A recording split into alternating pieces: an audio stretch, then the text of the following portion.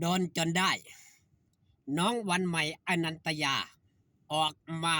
โพสต์เตือนภัยเรื่องเล่าเกิดขึ้นมีความเป็นมาเป็นไปจะไหนนั่นก่อนอื่นขอกล่าวคำว่าสวัสดีครับผมสวัสดีพี่น้องครับปังปายมิตรหมอแคนแฟนหมอลำยินดีต้อนรับเข้าสู่ช่องไทยซีเกตชาแนลสวัสดีไปยังแฟนคลับ FC ลาดหน่อยอุ้งอิงแฟนคลับ FC สาวหน่อยเพชรบานแพงสู้ขู่สู้คนเด้อครับเด้อมาว่าฮอดคิวการคิวงานครับสาวหน่อยเพชรบานแพงมือนี้เล่นที่อยู่บ้านพระซองอำเภอนาแกจังหวัดนครพนมส่วนสาวหน่อยลำเพลินโชว์อยู่ที่อำเภอลำปลายมาศจังหวัดบุรีรัมย์อยู่ใกล้มองได้ไปให้กำลังใจมองหันครับพี่น้องเป็นพลังบวกให้กันและกันหันมาว่าฮอดจอถึงเรื่องราวของศิลปินน้องใหม่เจนใหม่ของสาวน้อยเพชรบ้านแพงสาวน้อยลำเพลินโชว์ณปัจจุบันนั่นก็คือน้องวันใหม่อนันตยาได้ออกมาโพสต์เตือนภัยบอกคิดบ่ฝันว่าสิเจอเขากับโตเคยเห็นเคยได้ยินแต่คนอื่นๆโดนแต่บอกคิดบ่ฝันว่าเจ้าของสิโดนและก็โดนกับคนที่ไว้ใจที่สุดน้องวันใหม่ได้ออกมาโพสต์แบบนี้ครับคนที่ฉันไว้ใจที่สุดกลับทำฉันเสียใจที่สุดตอนนี้ใจสลายจนไม่รู้จะพูดคำไหนเรื่องราวของน้องวันใหม่ได้ออกมาโพสต์ตั้งแต่ค่ำคืนที่ผ่านมาหลังจากที่โดน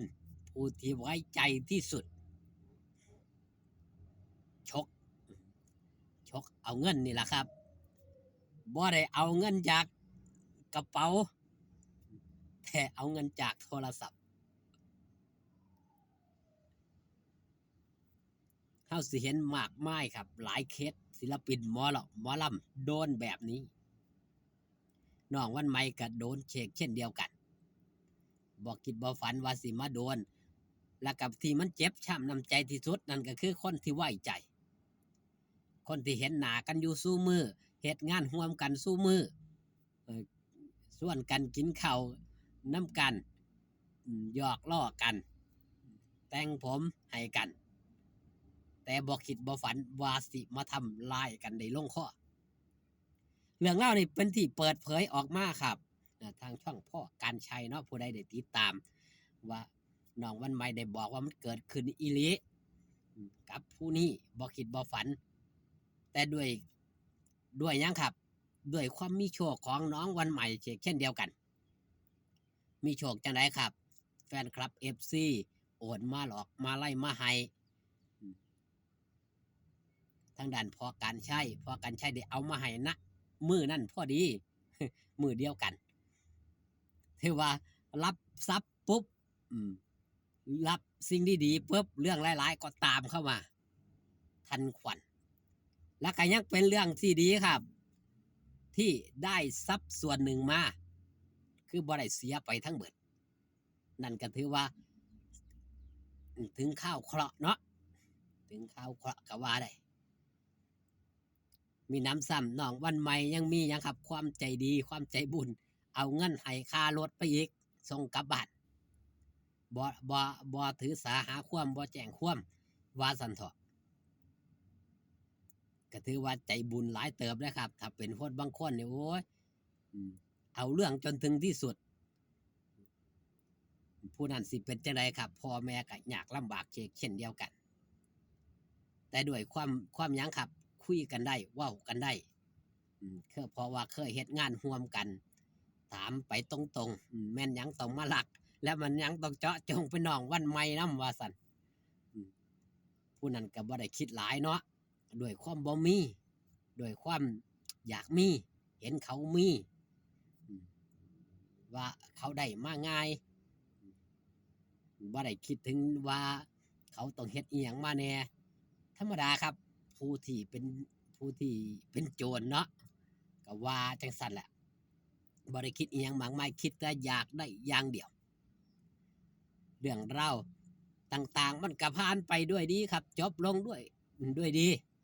ถือว่าแยกย้ายกันไปด้วยดีต่างฝ่ายต่างแยกย้ายกันไปน้องวันใหม่ก็ตั้งหน้าตั้งตาเหตุการณ์เหตุงานต่อไปแฟนคลับ FC ไอ้บ่ว่าจะเป็นหมอลำเองอยู่ในคณะเองก็ได้มาให้กำลังใจกันมากมายหลายผู้หลายคนบ่ว่าจะเป็นหมิวบ่ว่าจะเป็นน้องหมิวเนาะ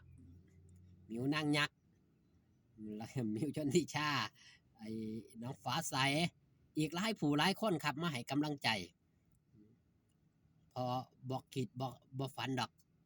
หลายผู้หลายคนก็บ่เคยคิดบ่เคยฝันว่ามันสิเกิดขึ้นแบบนี้ดอกครับแต่เฮาก็เห็นอยู่บ่อยครั้งในหลังเวทีหมอลำโดยบรรดาศิลปินหลายผู้หลายคนถือ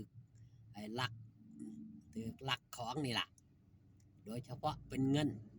มาไล่จังซี่มันก็ไว้เนื้อเชื่อใจหลายบ่ได้เนาะลูกต่างพ่อต่างแม่เขามาอยู่นํกันหรือว่าคนนอกที่อ้างโตเป็นหยังครับเป็นแฟนคลับ FC ศิลปินเองก็ดีทั้งนี้ทั้งนั้นครับมันก็ต้องอยู่ที่หยังครับซอยกันเบิ่งซอยกันแย่งต่อไปนี้ผมเชื่อได้เลยว่าน้องวันใหม่ก็ต้องระมัดระวังไผสิคาดคิดครับว่าหลายผู้หลายคนถูกลักเงินในหยังครับเงินในกระเป๋าแม่นบ่แต่ผู้นี้ลักเอาในโทรศัพท์บอกง่ายๆครับโจรหูรหัสไปกดได้ว่าซั่นเถาะถือว่าถือว่าถือว่าโอ้โหวางแผนมาหลายเติบเด้อครับคิดได้สามารถแอบส่องรหัสผู้อื่นได้แต่ก็เป็นกำลังใจให้ครับต่อไปก็คือสิระวังมากขึ้นผู้เป็นย่าจังซี่เนาะผู้เป็นพ่อจังซี่ก็สิค่อยเบิ่งค่อยแย่งเป็นย่ามให้ย่ามน้องวันใหม่ขึ้นเวทีศิลปินหลายผู้หลายคนก็เช่นเช่นเดียวกันครับมันก็สมควรเนาะมีผู้เบิ่งมีผู้แย่งซอยกัน